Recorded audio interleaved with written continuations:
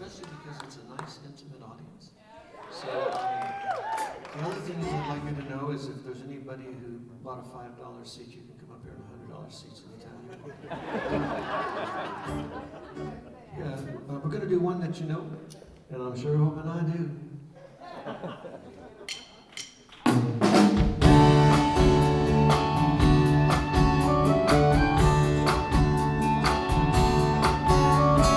Something inside of me, let me begin.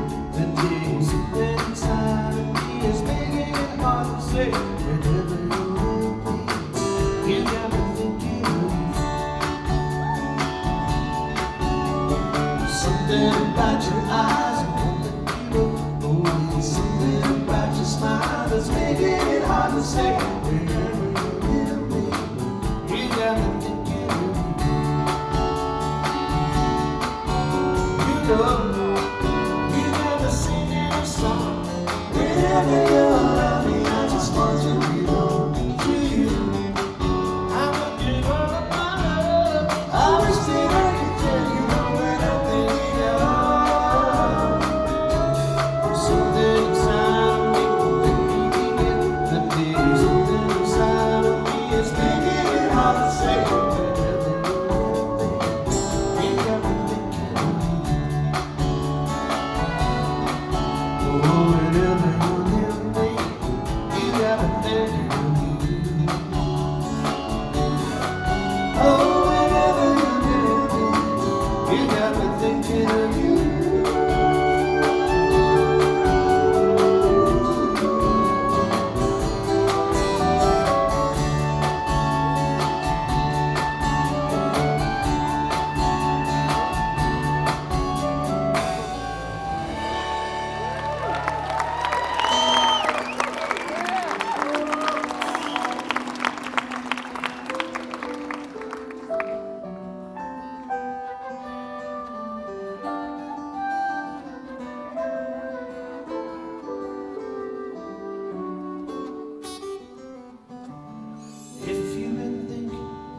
All that you've got, well, don't feel alone anymore. 'Cause when we're together now, we got a lot. 'Cause I'm the river and you are the shore. And it goes on and on, watching the river run further and further from things that we've done, leaving them one by one, and we have just begun, watching the river run, listening and learning and yearning to run, river, run.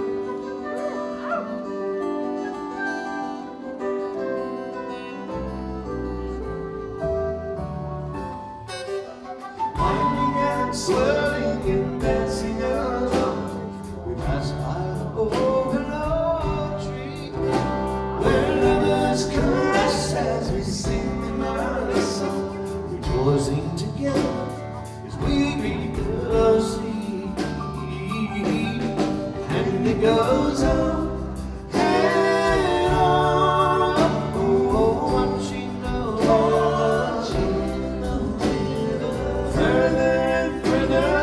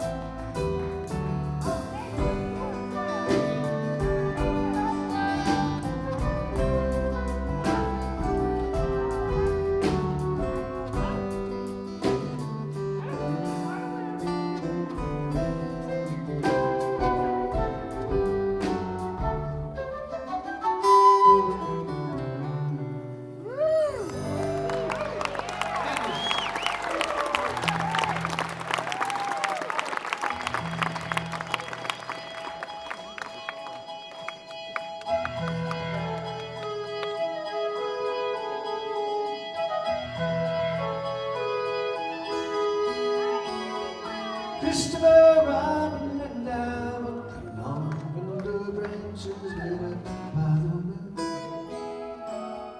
posing all questions to Alan, to yours are days disappeared all too soon. Well, I wandered much further today than I should, and I can't seem to find my way back through the woods. So help me if you can, I've got to get back to the house at the corner by one. You'd be surprised, there's so much to be done. We gotta do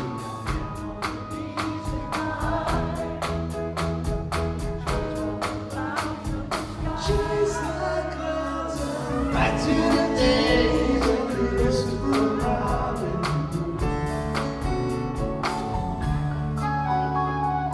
Winnie the Pooh doesn't know what to do. Got an angel stuck on his nose. He came to me asking help and advice, and from him no well, I sent him to ask of the allergies there. I knew send a jar from the nose of a bear. So help me if you can, I've got to get back to the house at the corner by one. You'd be surprised, there's so much to be done. We gotta do it.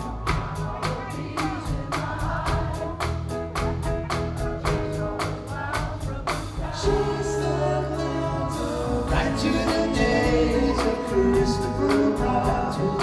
Back to the ways of Christopher Robin. Back to the days of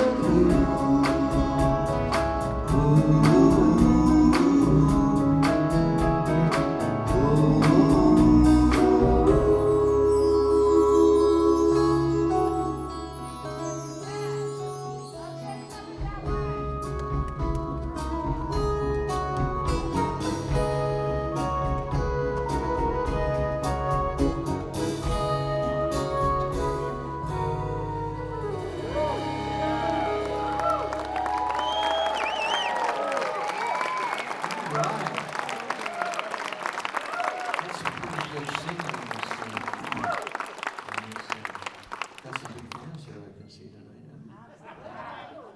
Only the best for you. No, she told me that I can't say anything else because I love you. Well, that's saying enough, I think. So I have something I need to say. Speaking of devoted fans, a young lady named Bonnie tonight had an incident and hurt herself, and she refused to go to the doctor. She wanted to stay here for the show. So I'm going to dedicate this evening to her for all her efforts. And Bonnie, maybe you can help us out on this one. I had, well, shoot, it's hard to say, but I had that big birthday in December. It was a big one, and it kind of reminded me of, well, has anybody been watching the Jack Benny show lately? Well, I'll tell you something. I just, I didn't get it when I was 10 years old. My parents used to make me and my little sister watch, Groucho Marx, which, man, I thought he was a dirty old man myself. But Jack Benny, I didn't get it, and so. Anyway, there was only 3 stations, right? There was NBC, CBS, and ABC, right? So I was thinking when I was watching the show, I think, why does he always say he's 39 years of age? I mean, that's old. Why would he even want to admit that? So I'll tell you something. I had that big one. I turned 59. That was tough. So. But one of the things that happens when you get a little older, and some of you are also 59 out there, you forget how to, you forget things. Like I forget mainly when my wife asks me to do something. I don't know what that's about. But I do know some of the older songs that I used to sing. I can't remember the words. Do you know most of the words to the songs? Okay, well, I'm going to sing one that I seem to forget. So, if I drop out, can I get some help? I know you can sing, I just heard you sing, okay?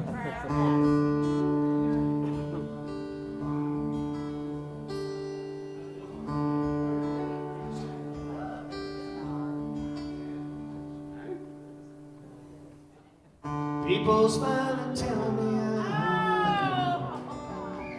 and we've just begun. Think I'm gonna have a son. He will be like you and me, as free as a dove. Come see the love. The sun is gonna shine above. Even though we ain't got money. Oh, that's right. I'm so in love with you, honey, and everything will bring a change of love. In the morning when I rise, bring a tear of joy to my eyes and tell me everything's gonna be alright. Yes, it is. Love the girl who holds your mood and take her. Come on and drink it up. Love her and she'll bring it up. And if you find she helps your mom, they'll take her home. But if you live alone, try to earn what lovers own. Even though we ain't got money, I'm so in love with you, honey, and everything will bring a chain of love. In the morning when I rise, bring a tear of joy to my eyes and tell me everything's gonna be alright.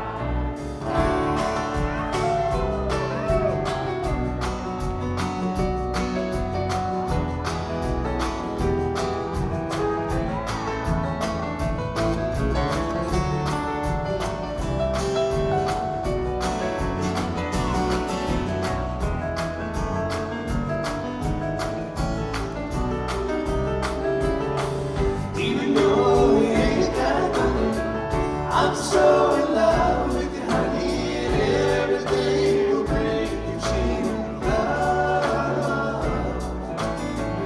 In the morning when I rise, bring a tear of joy to my eyes and tell me everything's Gonna be alright.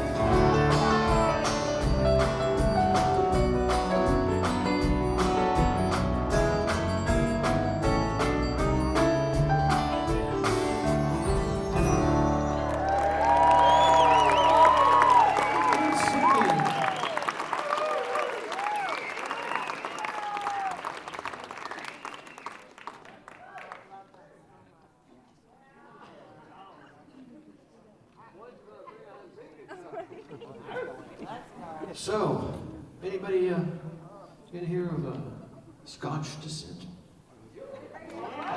Not Scotch drinkers, I'm talking about Scottish people.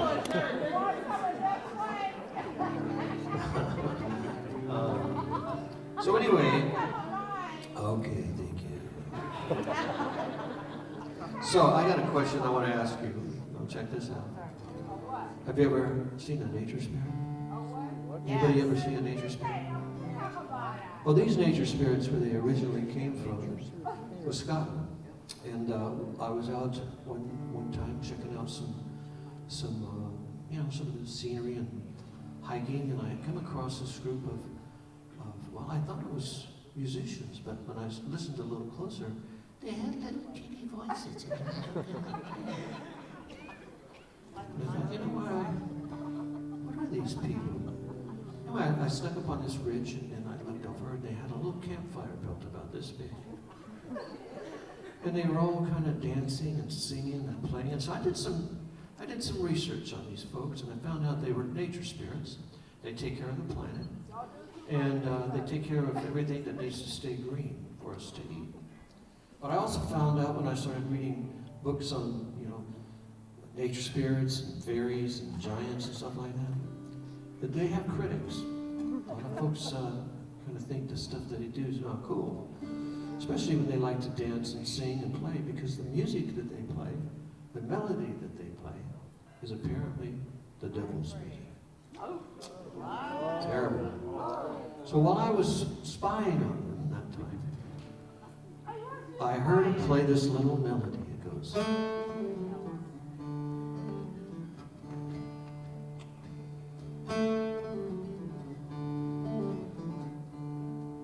That sounds pretty Scottish, right? So I stole it. I stole it, and I brought it home, and I wrote this song about these little folks called Whispering Waters. So listen real close. And when we get to that little part, don't listen to it. It could be hazardous to your health. Well, you're playing it, we kind of have to listen.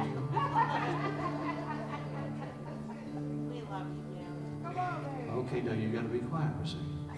Just for a few seconds. I'll be quiet. Now listen to the words. Well, I've been out walking on the banks of the sea, where the whispering waters run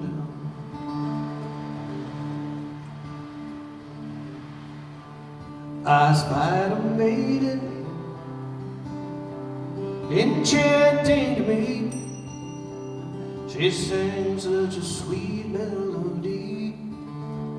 She sang so sweetly, with the whispering waters run down, down, down. The whispering waters run down.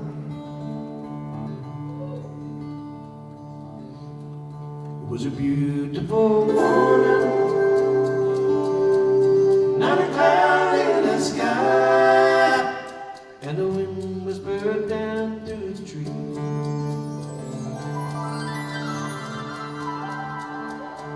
The Jude was playing, and the light in her eyes that sang such a sweet harmony. They sang so sweetly, with the whispering waters run down, down, down. The whispering waters run down. And I swear the morning keep rising, and an angel stepped out of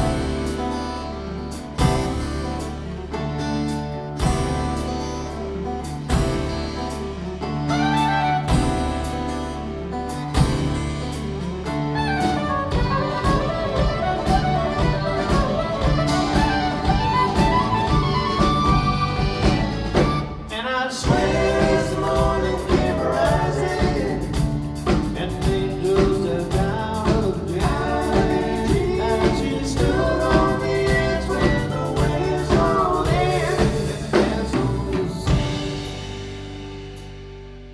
to the songs of the sea.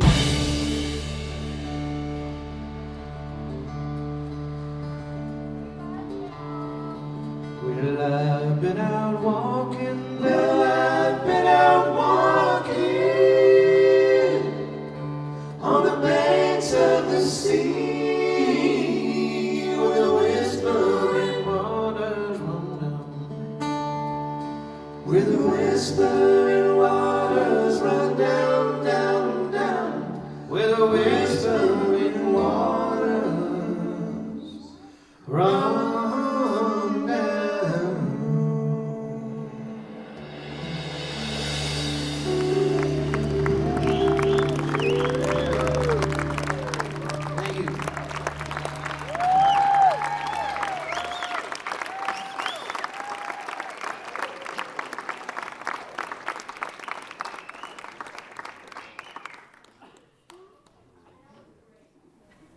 Oh, good. Did we lose anybody? Because sometimes I get pulled up out of the air for those exercises.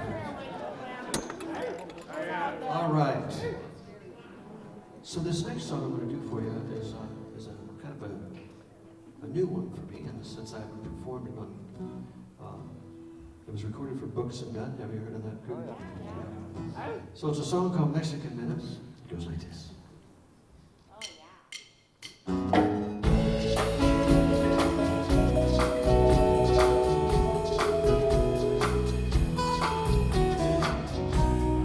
Up in the city, it's crazy and concrete. Living life at the speed of light just is darkening your soul. Every minute's got a heart attack. It's time to leave it alone. So I don't think we're gonna beat this bull's alone. Down to the world with the violence, the chips and the salsa gone. Now I know what JT said. Oh, Mexico, we're 2 days south of the border. Feeling too good to get away. These Mexican minutes get longer and longer as the days go by.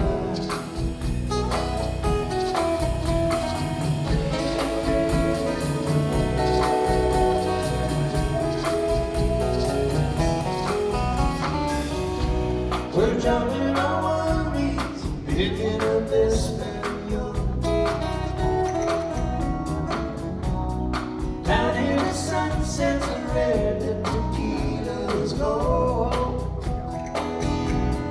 Life is surviving on Mexican time. They got something we need to learn. If we don't show for a while, don't be concerned.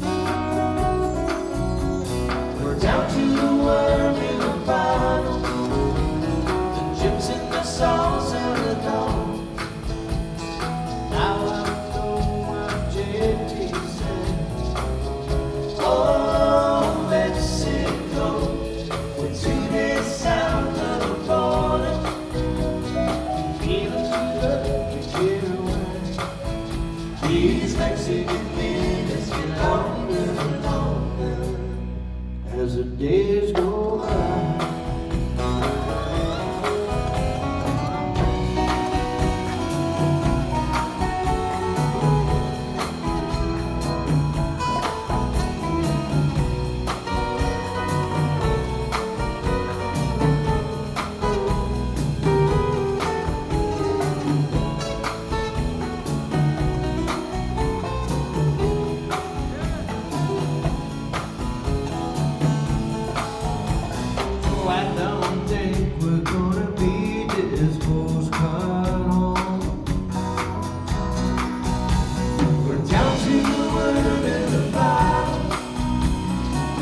till the songs are gone.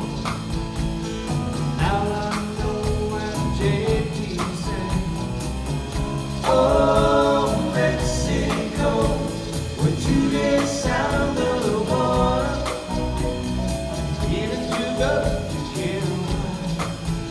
These Mexican minutes get longer and longer as the days go by. These Mexican minutes get longer and longer as the days go by.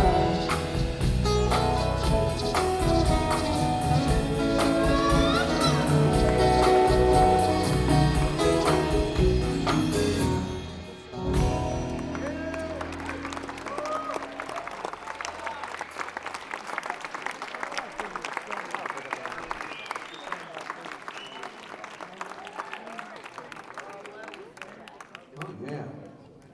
Have you ever had that experience before? I've been down to the worm in the bottle, but the chips have never been that far down. So here's what you might remember. This is, you want to hear some polka tonight?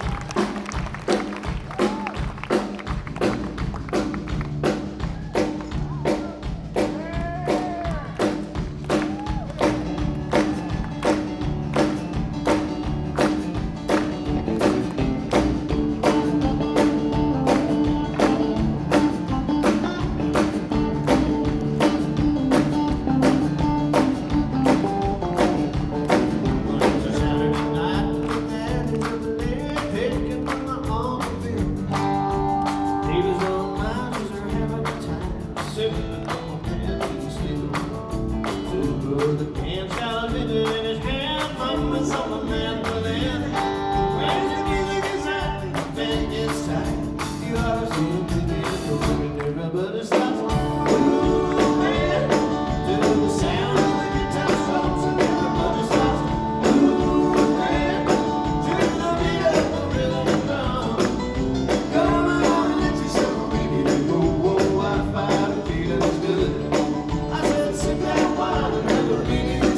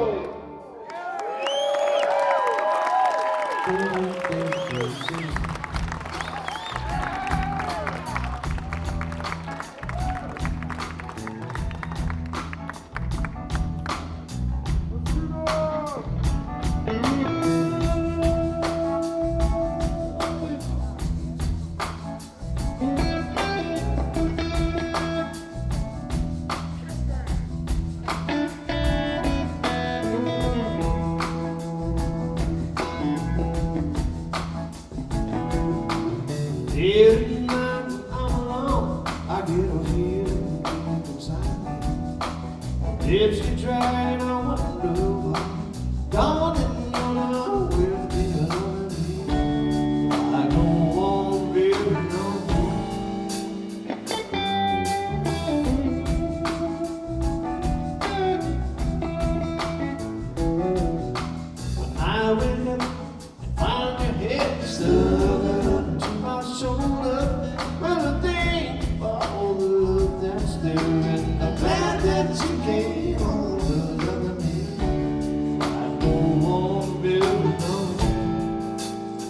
like I've never known.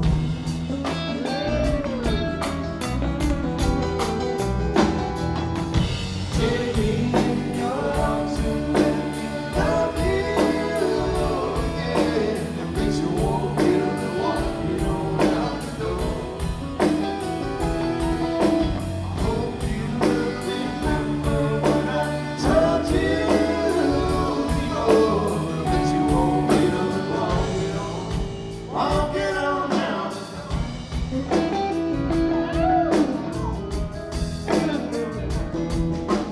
Darkness is in the room, and a love lost starts to stir in. Your lips keep burning, you won't hide. Darling, you are certainly loving me. I don't want to really know, and I know that I never know.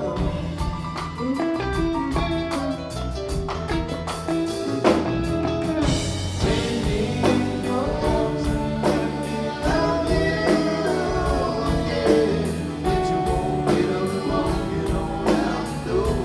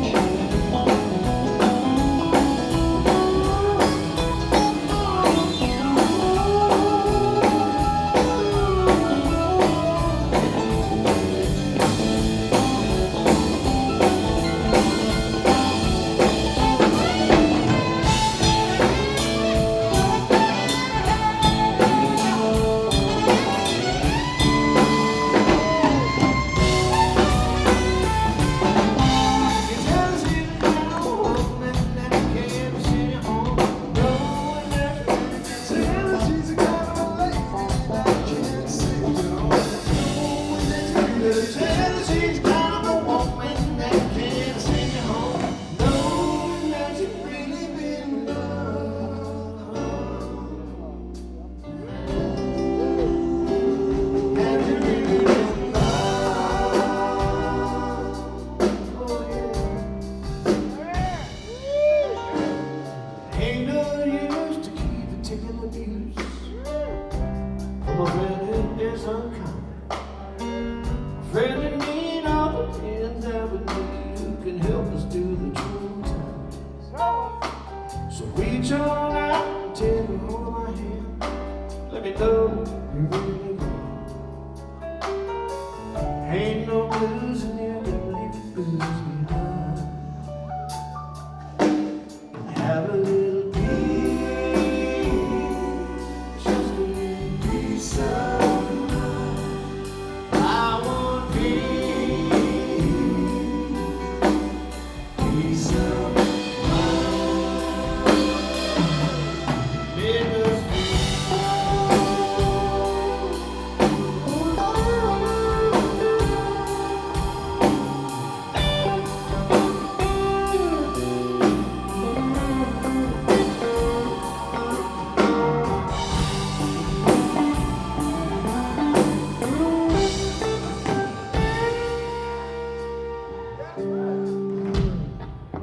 comes a time when your friends go blind and ruin what is because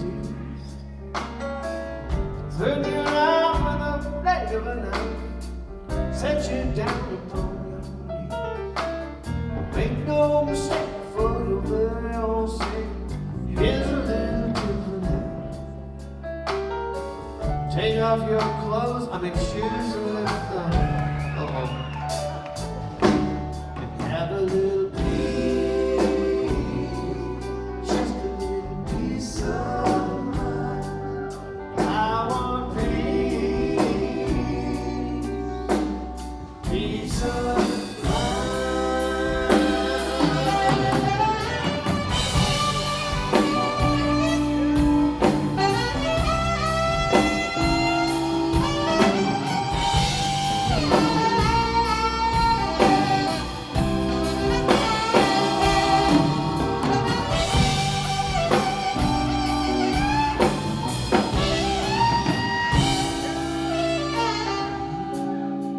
Well, some folks you find think about your life and trying to get along on a sweet, sweet take you along, steal your heart away. Well, the rest will be the one who can understand why people gotta act that way. If I knew, I wouldn't even have to say. Have a little peace, just a little peace of mind.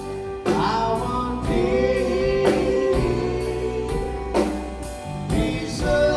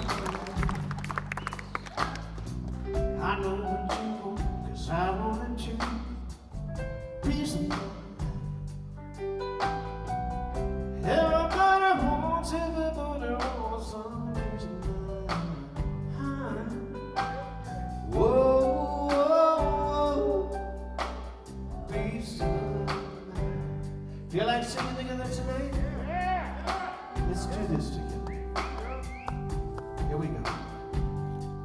I'll have a little peace, just a little peace of mind. I want peace, ooh, peace of mind. Let him hear you sing, peace of mind. I want peace, peace of mind. Peace of mind. Don't you know? Peace of mind. Everybody wants some peace of mind. Peace of mind. Early in the morning, back in the middle of the day.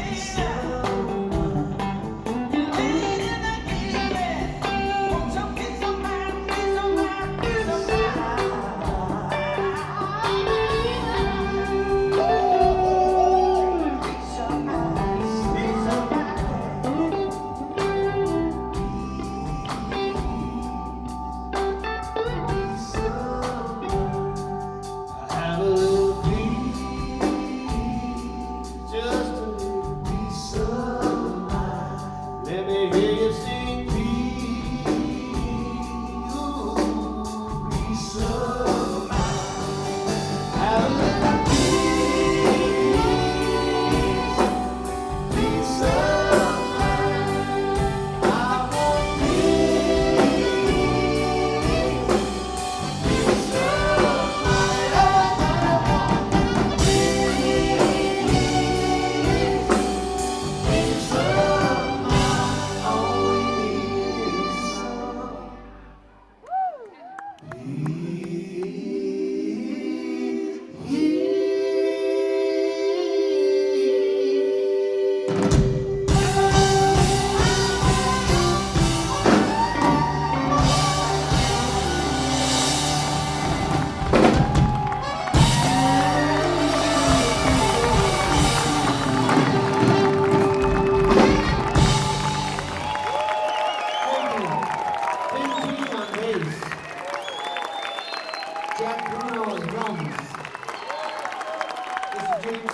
keyboards, vocals. Stevie Evans, percussion, sax, and vocals.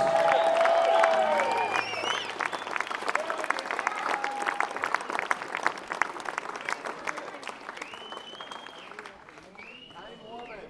That's what I'm talking about. The man Messina. Thank you so much. Jimmy. Ooh, you guys make it work. Kind woman. How's Kenny doing? Pathway to glory. Yeah, I've been trying to get there. Angry. This is not pathway to glory, but I think you're really good.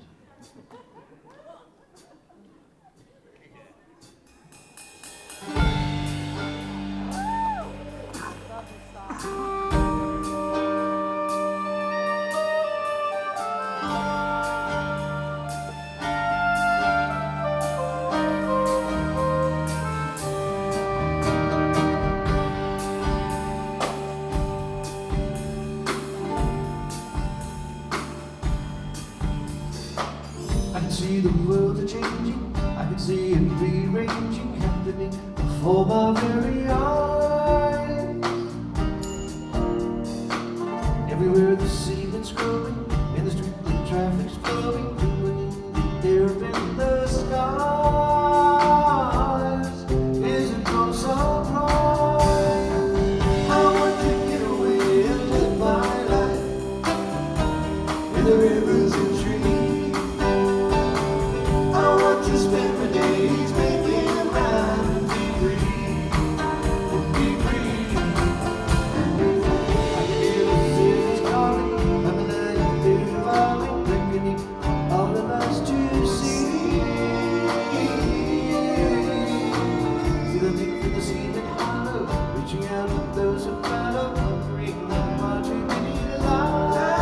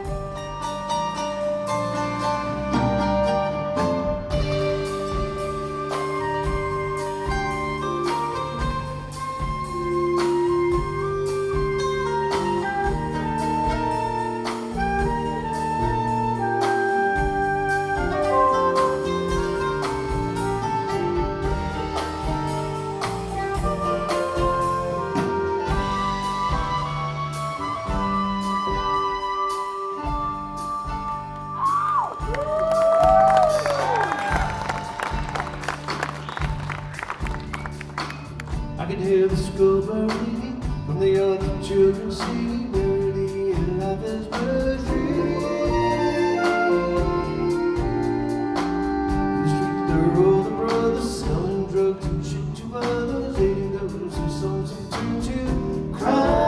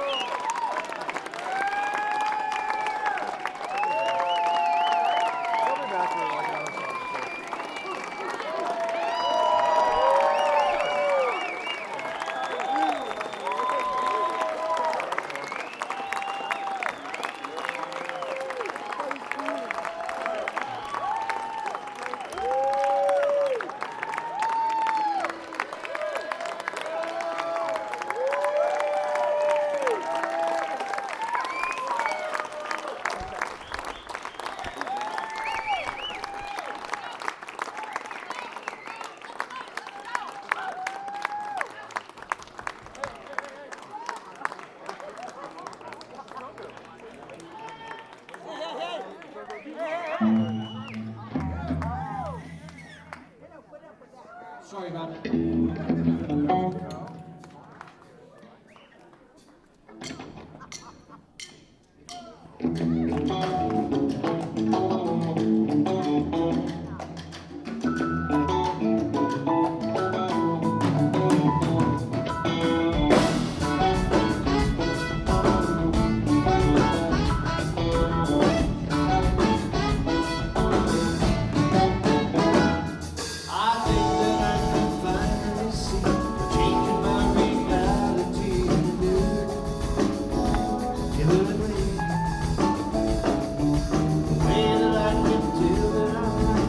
Everything looks fresh and bright and new. Everywhere. Well, I feel something special thing. See another kind of face on no. Didn't you? And suddenly you find you're not coming from your mind anymore. That's when you let your heart come through. The feelings that you find in you.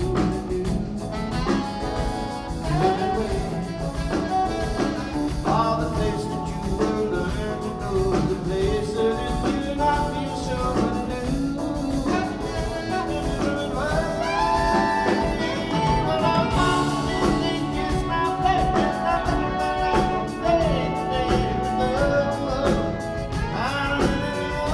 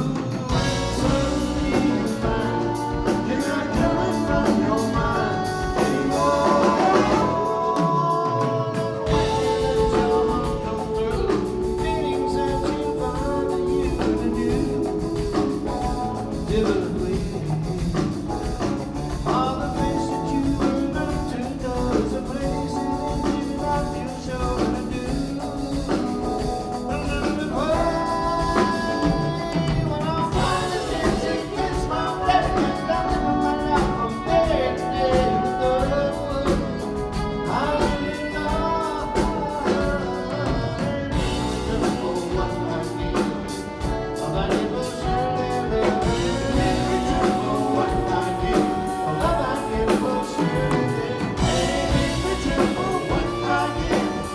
But I never should have been for them.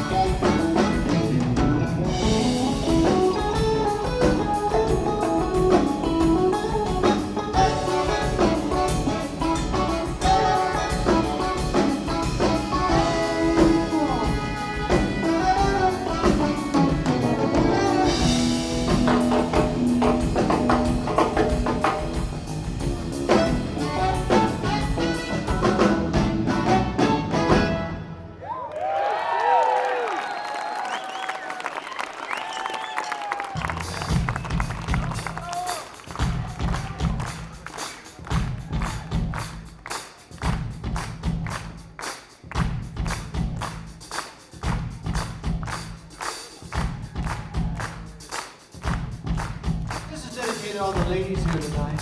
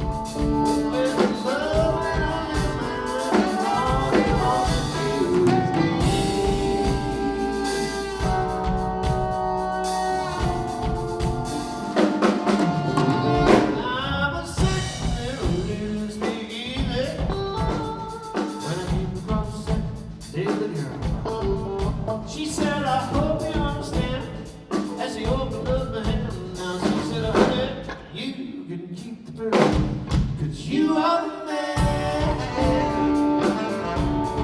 What is long enough to last, and last a day so easy.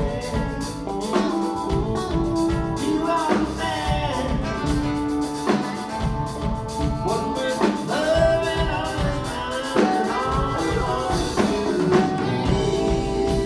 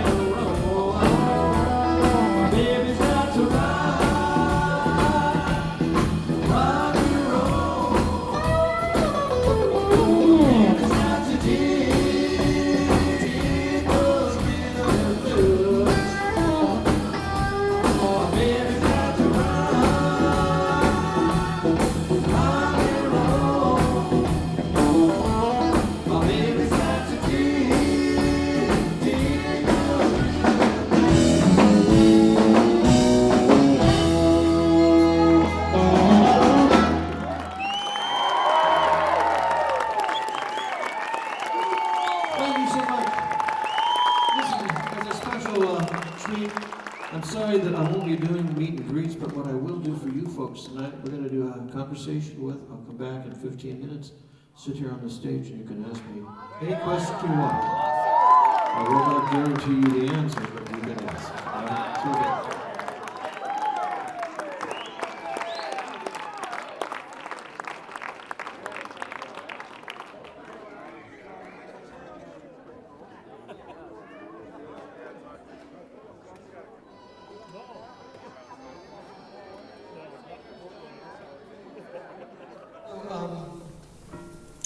I have elected not to do meet and greets for a while. I managed to get COVID twice already, maybe 3 times. And it's generally from, flying into California. I think those people are infected. But the big problem is that the times that it's hit me, the most difficult is that it hits me in the throat. And then I lose my voice. And I'm kind of gone for at least 3 weeks to a month. And then, of course, we can't tour because we won't get anybody else sick. So I came up with this idea during a conversation with, and to be quite honest, some of you, if we were standing in a line, you'd be asking the same questions. So we'll get one person that asks a question, and that'll answer it, and you can ask another question rather than hearing the same thing. So we'll keep it open and keep it fun. And I'm going to start off by saying, who wants to be first? I think he got you. Right? Actually, 2 questions. Okay. I was wondering if you remembered a concert in New York City, Shea Stadium, 1970, the Concert for Peace. I do. Do we have a microphone? Was that at that show? Why don't you come up here and then I can see who the hell you are. It was a Concert for Peace, Shea Stadium. It was an all-day affair. It was the first time I saw you with Poco. I became a lifelong fan. Did you hear him out there? Yeah. And I wonder if you had any thoughts about that. My second question, if I could get you something. One of the reasons why I'm doing these meet and greets, I'm not doing meet and greets because I'm not signing them because you unknowingly could pass one of the Sputniks at me and I'm going to be sick. I just wondered if you had any thoughts about that show. I don't remember it distinctly, but I do remember being there, and I remember it was a wonderful show, it was a wonderful audience, and it was one of those moments in my life where you start to realize, well, I'm starting to get successful. People are liking the music, people like it tonight. Yeah, it was a great show. So, yeah, thank you. Just a second, was there anybody over here? I've always wanted to ask you. It's your turn to hit my hot spot. Hello. You're looking great. Well, thank you. Great show. Thank you. I always wanted to ask you was when you were a recording engineer and you were recording all these sessions with all these amazing artists, along the way were you picking up inspirations and tidbits and things that added to your style or stuff that just you're like, wow, this is great, and this amazing, listening to the recording, because you had to really listen, probably about 20 to 50 times for each song. At least. That's a really good question. I've never had that question asked. See, folks may have never asked. Yes, I think, I have to say that starting at the age of 4 or 5, my father was a guitarist, and he listened to Chet Atkins and Merle Travis, and I'm trying to think, he was into really the country, well, I guess you would call it country swing. Bob Wills. Bob Wills, Texas Playboys, Spade Cooley. So that music was there growing up, so that sort of was in the background. And then as I became a teenager, I used to like to listen to the Ventures. I like to listen to the Champs. Remember the Champs? Tequila. And I think one of my teenage guitarists that I just accidentally fell into was a guy named Freddie King. And Stevie Ray Vaughan apparently was probably near my age because I heard an interview with him. And he almost listened to the same people that I did, And he we both listened to the same people, but yet he came up with what he did in his style, and of course I came up with what I did. But yes, I think everyone I've worked with, from Stephen Stills to whoever, James Burton, I've all got little tidbits, like you say, that have inspired me. So, yes. Thank you.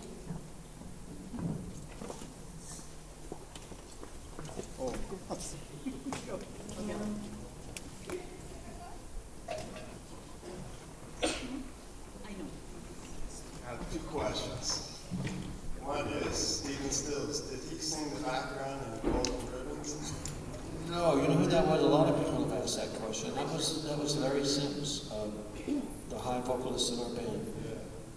Okay. And then my second question is, are you ever going to put the same old wine on a set list? Oh, that's another good question. It was on a set list, and I believe it's on an album that I recorded.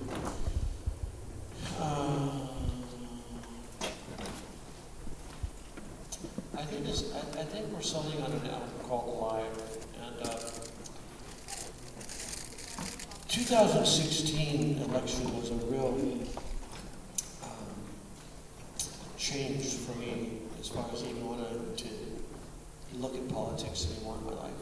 And every 4 years I would perform that song because during election time it's a good song to sing, because it's really not about Republicans or Democrats or anything. It's about, do you want the same old shit in a brand new crock every year?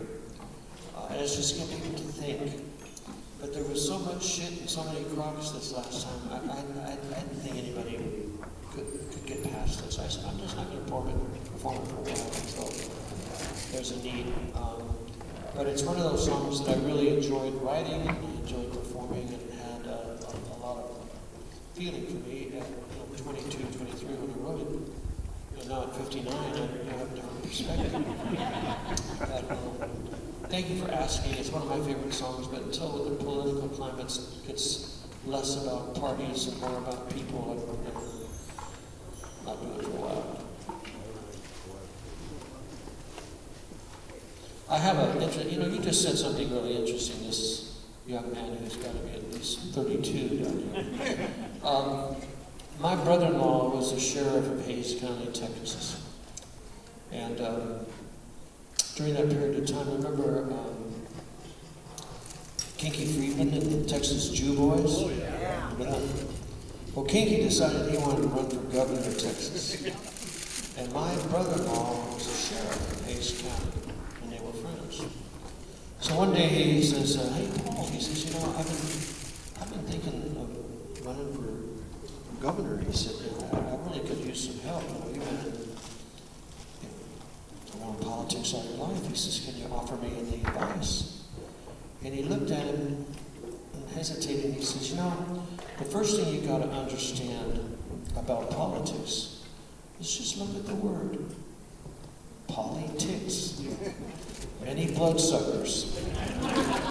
So that was a good lesson that I learned from my brother-in-law. Anyway, you were going to say. Thank you. You look and sound amazing. Are they going to make a recording of your Hollywood Bowl session with Kenny? I don't think so.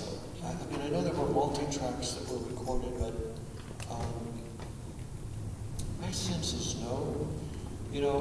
My sense when we were there was, it was less about Loggins and Messina and more about Kenny retiring. I think that our performance together was a good way of telling our fans that, here we are, here's one show, 2 nights, and then he has begun his book and he's begun his This Is It tour. So I doubt it, only because I don't know how much energy he needs or wants to put into correcting some of the things that would need to be corrected to make it a worthwhile recording. But we'll see, you never know. And can I have one line? Right away. Can you have one line? One line from you. I have a hard time remembering. I told you that at the beginning.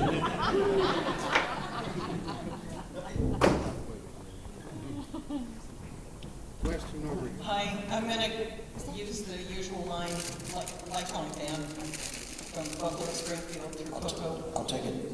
Okay, good. I understood that when you got together with Loggins, that you had gone in as an engineer to work with him, and it wasn't originally planned that you were going to sing as a duo. Is that correct? Well, sort of. I went into I was signed into Columbia Records as a producer.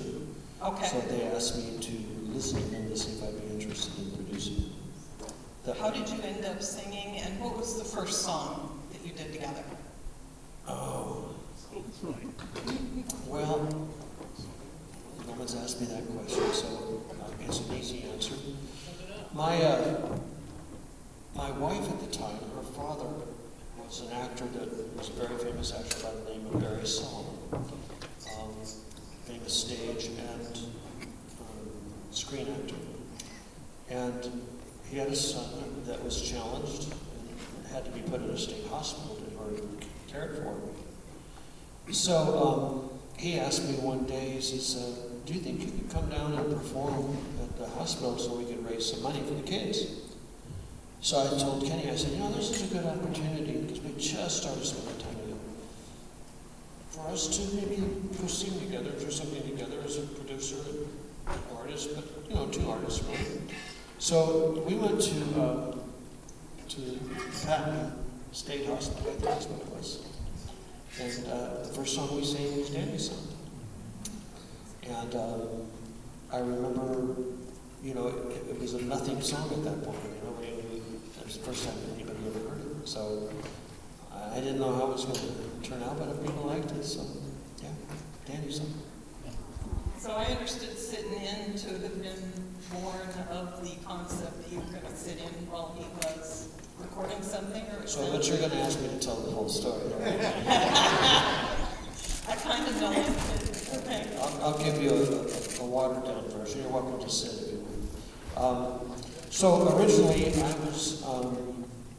I was finishing the Coco album in 1970, around summertime. Is there any way I can get just a little bit of this in my monitor? Is the monitor engineer? So I'm just hearing delay, so it sounds like I'm trying to keep up with myself. Just a little bit. Check, testing. Testing 1, 2, that's good. Anyway, Don Ellis, who's working under Clive Davis at CBS Artist Development, said to me around June or July when I was finishing that record, he says, hey, my friend Dan Loggins and I, who worked at Discount Records, he says he's got a little brother that we think would, make a nice, could get a record deal with. Would you be interested in hearing some of his tapes? So I said, well, yeah, but I can't do it now. You'll have to wait until I finish this album and get off the tour. I was planning on ending Coco by at least November. So around December, I get a call from Kenny, and expecting, because Don said he'd have some tapes to play for me. I get a call from Kenny. And he said, hey, this is Kenny Loggins. I was told that I was supposed to give you a call. And I said, yeah. I said, Don Ellis, right? Yeah. I said, yeah, why don't we get together and I'll listen to some of your music. So a couple of weeks went by, and I invited him over for dinner. And he walked in, he knocks on the door, and I open the door, and I see this tall guy with part on the end of his hair, and bushy beard, and braces on his teeth. His pants, like he had to load his britches. It just wasn't a well-dressed human being. And I went, oh, yeah, come in. And we talked for a while. This guy is a good personality. So I said, well, why don't we listen to some of your music? And I said, I have a tape recorder here. I said, let's put it on. He said, well, I don't have any tapes. I said, all right, see, okay, well, why don't you grab your guitar and listen to it? He said, I don't know what you're talking about. Let me put pause on that. I just found out recently in his book that the truth was that he had an old shitty guitar, and he was too embarrassed to bring it in. So, well, I don't own a guitar. I said, okay. About that time, I'm looking around. Is there a camera? Is this camera? So I said, well, I'll tell you what, I've got a steel string marking over here and a catgut guitar. Which one do you want? Well, I'll take the catgut. So I gave him the guitar. And I said, you know, there's the microphone. I'll press record. You do your thing. So he sang Danny's song. He sang House of the Corner. He sang Lovin' of the Eva. I think he sang a song called My Love's Gonna Tumble on You, Sing a Rose, and a few songs.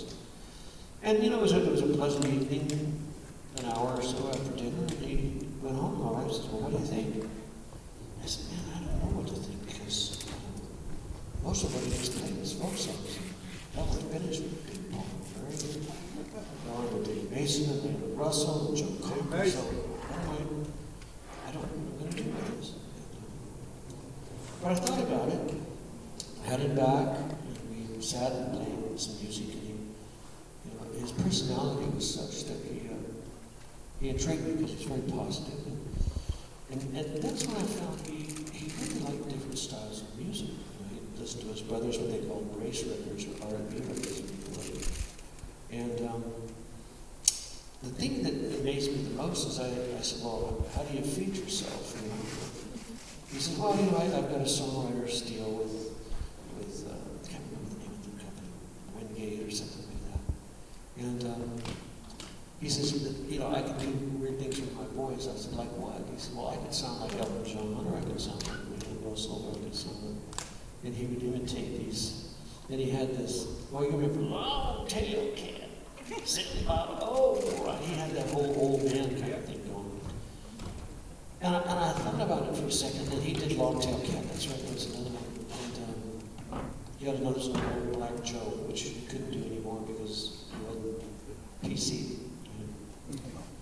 And it got me to thinking because I had turned down an artist because I just, you know, I asked him, why are you picking me as a producer? Why would you want me? He said, well, I just love polka records. I want to make a polka record. Dan polka records it was. And I said, you know, I like your songs, and I like your voice, again, more folk than anything. But I said, I just can't do polka record again. I said, I already been there, done that. That music was too long for country and too country for rock, and I never made more than $50 a week.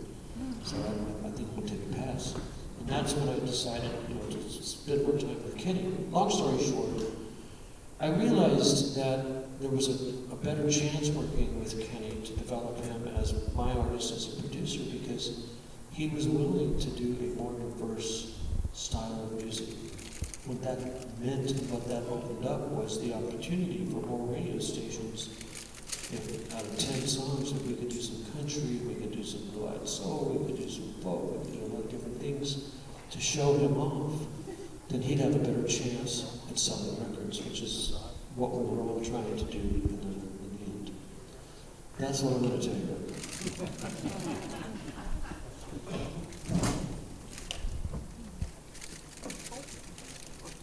Sure, Mike.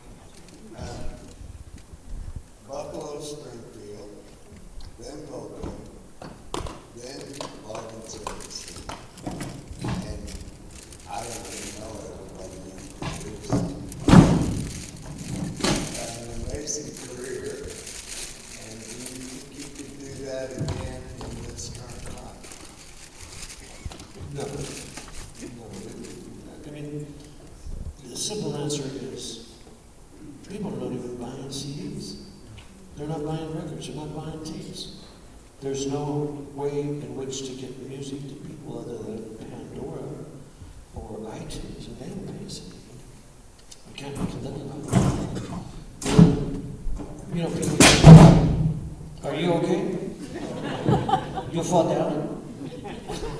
Oh, you're good.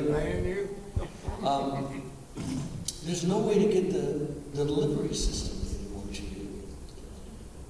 What do you listen to music? What do you listen to music? I don't want to tell you. you know, CDs, What do you still listen? CDs, I still YouTube. listen to CDs. You still have a CD player? I do. How many still have CD players? I listen to you. How many listen to Pandora? My car. In the car, You right? didn't ask about vinyl. What about vinyl? And your computers really don't even have a USB hook anymore, except for that little lightning thing. So you gotta carry all these little pieces around just to get into it. It's not convenient. So what's happening is that people are just not buying music, especially if you can get it free by just saying, "Hey Pandora, I want to hear Leon Russell," and all of a sudden it pops up and you hear it.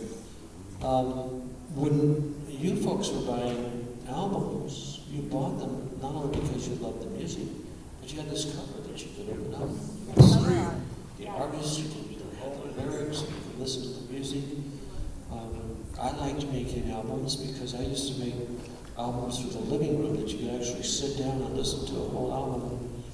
When you got to side one, you wanted to turn it over to hear what was happening on side two. So no, you can't do that in this day and age. And the only thing that I can have any control over is my ability to perform. Assuming I stay healthy, stay away from the drugs, stay away from the alcohol and all the other shit that can get you in trouble. Wild women. You know what I'm talking about, right? I'm all about that. I'm telling you, I've been married for 20 years now. And my wife, she won't let me do drugs. She won't let me do alcohol. I can't go to bars or whorehouses. The only thing I can do is go to Lowe's or Home Depot. And she said, you can buy all the tools and things you want, but you better not do anything else. So, you can't age normally under those kinds of conditions. So I just, only thing I can control is coming here tonight to do the best job I can for you. And I tell that to young people too. Do the best job you can as a performer, write the best songs you can, work with the best people that want to work with you, write songs, perform, make people happy, and look at an opportunity. And who knows, somebody would sit in the audience who's a record company executive and says, man, we need that. That's what we need. And that's how it happens. John Hammond said, I need that kid. Bob Dylan. Well, most people think he couldn't even sing. Most people didn't understand what the hell he was talking about. It worked like it. But all of a sudden, once people got it and felt, oh my God, that's happening in my life, then suddenly they wanted to hear more of the Beatles sing. So, I don't think it's going to happen to me, but I'm going to continue to perform. Are you going to keep turning? I'm going to keep chugging along. Thank you. Michael Lees, White Collar. Hey, I have more of a comment. And I talked to my friend here too, that I don't think you've got the recognition that you have deserved, especially working with Coco, Buffalo Springfield. You know, all those bands inspired the Eagles. Just like I was watching that thing on the Everly Brothers today. If it wasn't for the Everly Brothers, there wouldn't be no Beatles, and so on and so forth. Yeah. But that was the main comment I wanted to make, is that I didn't think you got the recognition you deserved. Plus, and then you already answered it, was your thoughts on the music business today. Because, you know, back in the day when you were producing, you'd have these, like, artist development. You don't have that anymore. It's just... You don't have the record companies. Yes, and you don't have the record companies. Well, the record companies are good, but they only want to sell and promote those people who are already selling their records. Mm-hmm. You know, the Katy Perry's, the Taylor Swift's. And you know, I met Taylor the first time at a NAMM convention. She was just 15 or 16 years old. I mean, she was barely able to push out a tune.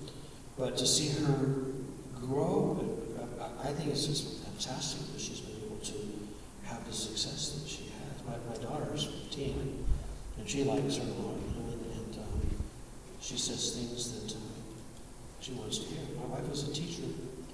She was a teacher anyway. She's from the Czech Republic, and when I met her, she was teaching school at a private school where I had my son.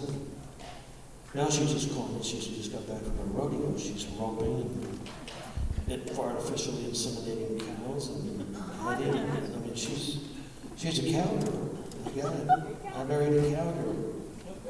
No wonder I can't do anything that I want to do. She saddled me.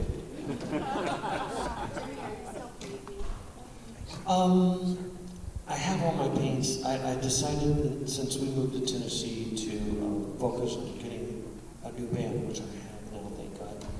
And I'm hoping in the next year I can get that studio set up. I have a dear friend, Scott Jacobs, who's a professional painter, he's very, very famous, travels around the world, and he's given me some tips on how to get some lighting so that I can set up and paint it. Good evening. We brought your Kinky Friedman for governor. Oh, yeah. Oh, you got it. The motto was, how hard can it be? How hard can it be? So we got to meet in 2015. Are you from Texas? No, I'm from Indiana. I got to meet you in Carmel in 2015, a little place called The Warehouse. It's no longer open. But immediately after that, I started following you on Instagram, and you started doing cooking videos. So who cares about all this music stuff? Where are the cooking videos? Well, I haven't done that in a long time. But I think it's time to get back to it. Well, it's true. Yeah. The only way I'm able to keep my wife is that she likes me to cook. Yeah, I've taught her to cook, and she cooks everything I like, but she doesn't quite do it right. So I stop in every once in a while and make this meal, and she goes, "Oh, I like this." She'll never leave me because she'll never find a better cook.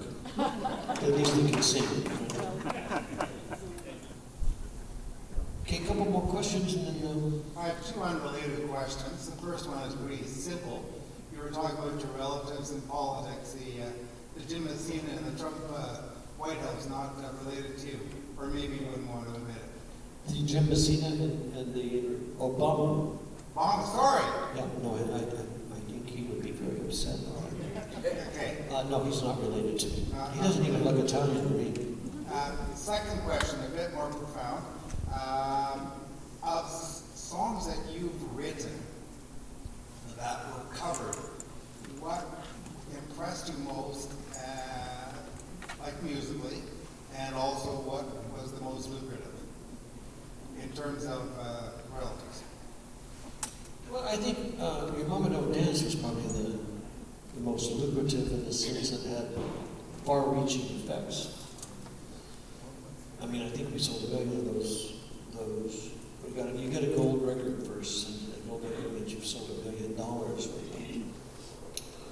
That's a lot for the record. I think they get 10% of that, and then cut it in half. Uncle Sam gets another half, and then the wife gets the other part. I think Your Mama Don't Dance was probably the biggest single that we had, and it. But interestingly enough, you folks liked our albums more than you liked our singles, or at least you bought the albums, for sure. I mean, every album that we went platinum, which means you sold 1 million of those, as opposed to $1 million, so they sell for $10. That particular album made 10 million times 8, so 80 million albums. In terms of covers, other artists who've covered your songs, for example, the Pointer Sisters did Angry Eyes. Right. Well, see, the Pointer Sisters did Angry Eyes. The group called it, they didn't sell massive amounts, but they got a lot of attention because of it. The group that recorded Your Mama Don't Dance that sold a lot was kind of the hair group. Poison, thank you. Poison, they sold 4 million of those. Scotty McGuire knew they did it. My attorney called me and said, "Hey, what do you think of that group Poison?" I said, "What do you mean? You really recorded one of your songs?" "Really? What song was that?" "Your Mama Don't Dance." I said, "Yeah." "They sell it 4 million?" I said, "Oh, that's nice." I just never, money is important to me, but it's not that important. It's about the work and the affect that it has, and if it sells. I recorded on Neil Young's, I played bass on his first album, but he never gave me credit on it. And so did George. He never gave me credit. I think it was 25 years later, somebody told me, hey, I just saw a Neil Young album that he recorded recently. Hey, he gave me credit for playing on his first album. I thought, I ain't that $6 grand. But, And you left before he paid you your bread. I don't remember getting a check from him, to be honest with you. But Have you talked to Randy Meisner lately? I try to keep in touch with Randy Meisner every 4 or 5 months, and he has somebody who, Artie Ford, who is his caretaker at this point. Randy's had a tough time, and since the death of his wife, he sort of went downhill after that. He came to one of my shows about 3 or 4 years ago. He's frail, you know, sweet, didn't talk very loud, but it was great to see him. He's kept his weight comfortable, he's not overweight. But it is tough, he's having a tough time. Yeah, I also saw you in 215 in Indianapolis, late George Hawkins on bass, wonderful band. This is a totally different band, I believe. I was just curious, how did the whole band come together? Are these musicians that you've known over time, or the formation of this band? Wonderful band. Yeah. Well, it's a little bit of both. The previous band, George Hawkins, was with Lovin and Messina on the last tour in 1976. He went on to perform with Kenny, and was a part of Kenny's original band for quite a while. I lost touch with him after that. I think he played with Alter Rowe. He played with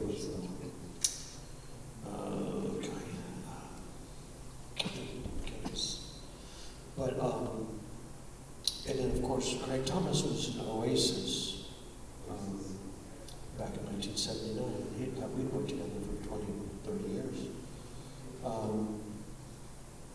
Gary Olear had met in 1994. My son was 2, he's 30 now. And we played together up until a couple of years ago.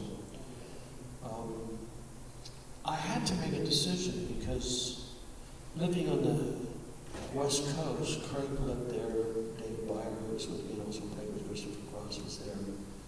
After George passed, of course George was living there. After George passed, Michael Brady, who had recorded with me on my second album, Messina, came out on the road just till recently. But I had to make a decision. I had some great players. It was easy to work with them. We could just think something and it would happen. But I moved to Tennessee, which is 2,000 miles away from that coast. How far are we away from New York here in Midwest? 1,000 miles? Yeah. At least, right? Well, that's where Craig moved to, and Gary. So in order to rehearse, I'd have to fly everybody in, put them in hotels, or keep them up at the house, and feed them, and then I could rehearse, and they still have to be paid. And then get them home. It was just going to be impossible and expensive to do that. So my agent suggested that I start thinking about finding somebody in Nashville area. We actually live in Franklin. So I started just combing through, the people that I knew, asking, who do you think would be a good player for this, that, and the other thing. And Scott Bernard, who actually works for Kenny Loggins, lives in Nashville. And Chris Rodriguez, who played for Kenny, lived there. And a guy named Scott Sharif played keyboards for Kenny. So a lot of the musicians that had worked for Kenny or I had ideas, and they started giving me names, and I just went through the audition process until I found people who could be diverse enough to play all the styles, all the genre that I've created from 1960 till today. And it was not easy. I mean, Jack Bruno, who I have on drums right now, played with Tina Turner, he played with Joe Cocker, played with Delbert McClinton, as did George Hawkins, that's the artist I was thinking of. And he was, Delbert McClinton had been there a number of years, and Delbert decided to retire.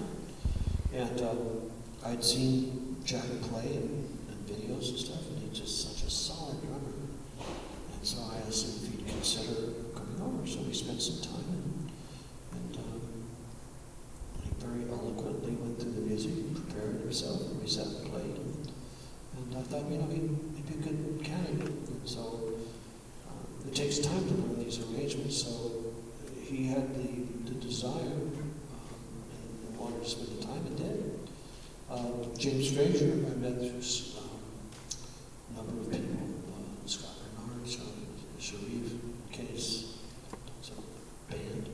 And James came over and he didn't think he would be good enough. And I said, no, you're good enough. The hard part is I've got him in all of Kenny's parts, which is pretty far up there. And he's done a super job. Stephen E. Evans, for instance, the sax player, was the original sax player in 2005 when Kenny and I went on tour. And he was one of the two players that you'll see in the video live at Santa Barbara with Kenny and I. Phenomenal player. The fact that he plays percussion and sings so fantastically, such a great addition. Decided to move from LA to Nashville. And I said, well, you know, if you need work, I'd love to work with you. And it took a while. Finally, he decided he'd like to join us, and he did. Great addition. Ben, the bass player, had worked with James Frazier in a, what do you call this one? A tribute band. Toto tribute band. And he said, you know, I know this bass player. He might work. And so he came over and we started playing the parts pretty high because he's singing all of George's parts or Larry Sims' parts. But he finally worked him out, got up there, and he's a fabulous bass player. So between, you know, Jack and Ben keeping the rhythm together, and with, you know, having James Frazier, who I had the violinist. I can only afford to have 4 people myself. So what do I want, a violinist or a keyboard player? And I thought, well, the truth is I need to start doing some of my solo work, which is what we've done now. I did New and Different Way, the Oasis album. I have another one called Lovin Every Minute. But I can't believe that I wrote those songs and played them. They're very difficult. I'm having to relearn this stuff again. So, vocally, it's challenging. So we've got those 2 arrangements, and we've got one in right now. By the time we hit New York, we'll have the other one in. And it's more Latin-based. I like that element of music the most for my genre, as much as I like country rock. I do like Latin-oriented music. So, long story short, it took a while. It took me about 3 years to get everybody organized and make that change. It was difficult cutting the umbilical cord with the other band because they're still fabulous. I still use them if we needed a sub or something like that.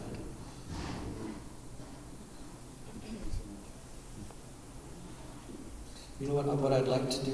I'd like to give somebody else some other opportunities because you've been so gracious, but let's see. I'm a little technical. You are technical. Well, Jim, I'll tell you what. I am 19 years old, and I'm a big fan, by the way. I've been losing my goddamn mind trying to find my purpose. Like, I'm contemplating and just pondering and just, oh, where's my purpose? Like, so what I want to ask you is, do you have any sage words of wisdom to offer? Well, what are you into music? Is that what you're into? Are you a singer or something? I do sing, but really I like painting. I love painting. It's my medium. And are you doing colors, watercolor, or? I do acrylic, but I'm working with oil, starting to incorporate that into my art. Well, there's an artist, and I'd like you to look him up. His name is Scott Jacobs. He lives in Deadwood. He's got 2 daughters, probably in their late 20s, early 30s now. And I've watched him, paint and his attitude. He's famous for doing Harley Davidson motorcycles. In fact, Harley has hired him to do that. I think what happens with any art, whether it's painting or music or being a vocalist, you have to find your voice. That voice is what speaks highly of you. That voice can be the sound, it can be the stroke of the brush, it could be any number of things that create an identity that's your identity. When I teach my workshops, one of the things that I use, which may or may not be helpful or analogous to this, is I teach them something called the emotional body. The emotional body looks like the planet Saturn, and in the body is the core of your soul. Everything that you've ever lived, heard, felt is recorded and stored inside. And the rings are the different states of awareness. The first state is the feeling state. The second state is what I call the imaginary state, where you have pictures or thoughts. And the corpus callosum that goes into your brain, it goes to left and the right, is the one who chooses whether you're going to have a vision or have a thought. And then the last state is what I call the verbal state, where you either put words or music or lyrics to those visions or thoughts that are about your feelings that are emotionally based. And the way I explain it when I work in my workshops to those that are participating is that might be you as an artist. There's your core, there's your feeling, your emotions, your feelings, your visual, your verbal. But the audience is the same body. So what do they do? Well, the first thing they do is they hear something. The second thing is they either get a picture or a thought about what they heard. The next thing is they'll either have a feeling or not. If they have a feeling about that, it may or may not have an emotional reaction. So to go core to core on any artist, you've got to be able to hit those different states of awareness.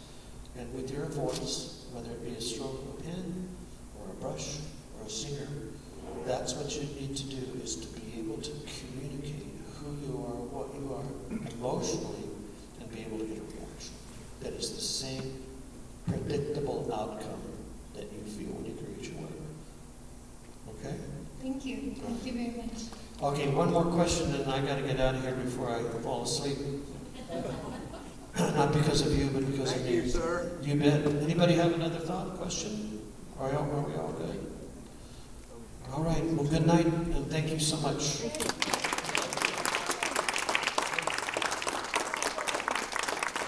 Mr. Eads here? Michael Eads, is he here? He was. Okay. Well, Don, God bless. Thank you. Thank you.